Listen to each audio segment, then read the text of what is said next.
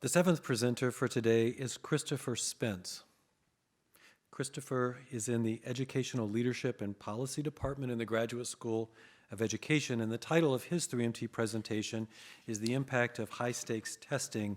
One of the things that Christopher notes about himself is that his favorite sports team is UB's basketball team. So go Bulls, and ready, set, pitch. Hello. If you look at the screen, you see two graduates from two varying institutions. Can you tell me the differences between these two graduates? You can't. There aren't any noticeable differences.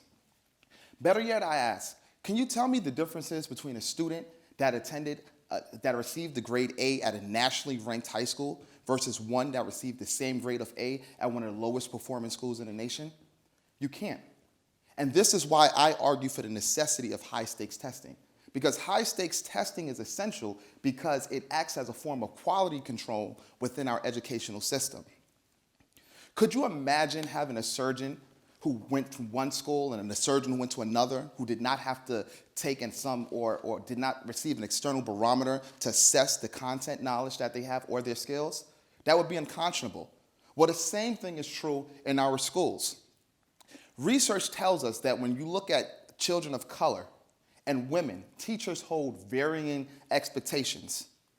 We tend as a profession to hold high expectations for students of the majority, particularly Caucasian students, meaning that the children of color, the most disadvantaged or likely to be disadvantaged by a teacher with low expectations within the system. What I found in my research is that high-stakes testing, however, causes teachers to align their expectations with that of the state, thus raising their expectations. So in order to effectively and efficiently assess what students are learning, what students are capable of doing, we must have an external barometer. Think about it like this.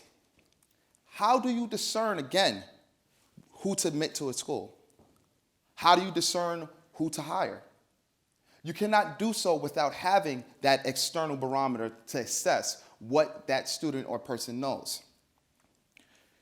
Too often in our education system, we see that schools come to mean different things. Elite institutions are very different from low-performing institutions. We've tried to figure out how our schools are stratified, and some people say poverty, some people say that it's policies. But what I found in my research is that one particular aspect that has not been researched is teachers' expectations as it relates to high-stakes testing.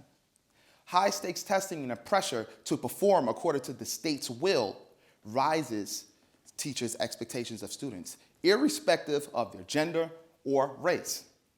So in order to make sure that we are producing a product in our educational system that is of sound reason in mind, that has the skills that are deemed necessary for college and career readiness, we must have an external barometer to assess students so that we can compare them and rate their skills. And that's why I argue that high-stakes testing is essential, because it is a part of quality control. Thank you.